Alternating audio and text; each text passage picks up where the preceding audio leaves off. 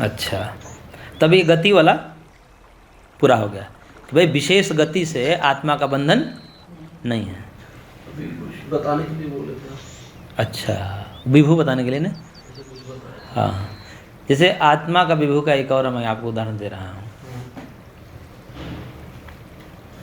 कोई रूप आपको दिखाई देता है, ये बोर्ड पर लिखा है। हाँ, दिखाई दे रहा है। क्या दिखाई दे रहा है? सूत्र वो कहाँ दिखाई देता है? व्हाइट बोर्ड में। ये व्हाइट है, ये रूप का ज्ञान हो रहा है। तो रूप का ज्ञान कहाँ हो रहा है? बोर्ड में। बोर्ड में हो रहा है कि आपके चित्त में हो रहा है? हाँ, ये चित्त में हो रहा है, ये अनुमान से कह रहे हो, और बोर्ड पे जो हो रहा है ये प्रत्यक्ष से हो रहा है। ये रूप कहाँ है? कहाँ दिख रहा है आपको? चित्त में दिख रहा है। ऐसे आंख बंद करके चित्त को देखते हैं क्या ऐसे? ये वो उजला दिख रहा है। बोर्ड पे दिख रहा है सामने। कहाँ दिखता है? मतलब आप देखिए ज्ञान के दृष्टिकोण से देखिए, वो जो रूप कहाँ दिखता है, रूप का ज्ञान आपको कहाँ होता है? बोर्ड सामने। चित्त में नहीं, मतलब रूप तो यहाँ है। हाँ हाँ, तो ये समझ तो आ रहा है, दिमाग में आ रहा है ना। क्या दिमाग में आ रहा है? चित्त समझ में नहीं आ रहा कि अंदर कहाँ चित्त बैठा। दिमाग चित्त जिस होकर चित्त के माध्यम से हो रहा है रूप ज्ञान, लेकिन हम कह रहे हैं कि जो रूप ज्ञान कहाँ हो रहा है आपको? हाँ, यहाँ हो रहा है ना, यहाँ ज्ञान हो रहा है ना। तो जहाँ ज्ञान होता है, ज्ञान किसका गुण है? ज्ञान किसका गुण है? तो यहाँ आत्मा होगी कि नहीं होगी? बिल्कुल आत्मा वही होगा। हरित नील पीत आदि जो रक्त रूप देखते हैं, ये वहाँ दिख रहा है, वो वहाँ दिखिए। अनुभव वही होता है हमें।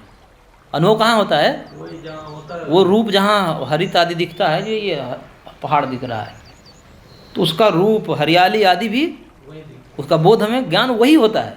ऐसा नहीं कि वहाँ से आकर के फिर हम यहाँ अपने चित्त को पढ़ रहे हैं, चित्त वृत्ति क्या काराकारित हो गया, ऐसा कुछ नहीं होता। ये जो वृत्ति वाले आपने समझा नहीं बढ़िया से। अभी तो इसमें दो सिद्धांत हैं। न्याय के दृष्टिकोण से तो न्याय कहता है कि रूप हमारे बाहर वो आता है आँखों के माध्यम से, रश्मि के माध्यम से रूप हमारे चित्त में आता है, और चित्त तदाकार कर देता है।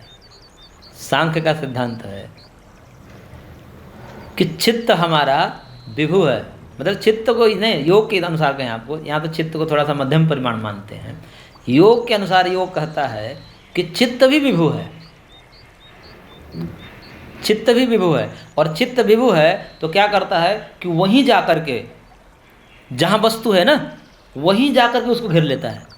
जब टार्च मारते हैं ना, जितनी बड़ी वस्तु है उतनी बड़ी, छोटी है तो छोटी में संकुचित हो जाए, उसको आवृत कर लेता है। तो वृत्ति कहाँ बनती है?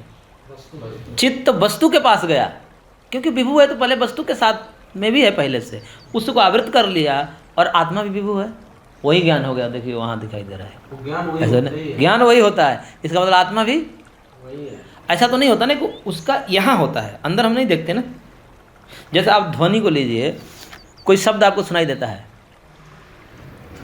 तो शब्द आकर कहते तो हैं कि शब्द संतान ऐसे जो आता है और कानों में घुसता है। आप अनुभव को छोड़ दीजिए, ये सब छोड़ दीजिए, सुनाई कहाँ देता है शब्द, बताइए। कान में आता है, हैं? कान में सुनाई देगा। बोले वहाँ सुनाई दिया हमको, ऐसा थोड़ा कि यहाँ पर सारे शब्द इसमें गूंज रहे हैं, ऐसा नहीं होता।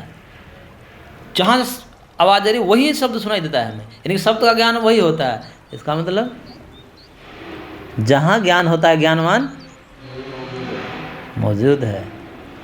तो आप इसको अनुभव करके भी देखिए, आपको पता चलेगा आत्मा सर्वत्र विभु ही है। मूर्खों के लिए, नर्सरी क्लास के बच्चों को पढ़ाने के लिए न्याय शास्त्र है, जो अभी नर्सरी में है, ज़्यादा समझ तो उनको ऐसे समझाया जाता है। बाकी ये जो है अपर, जो अभी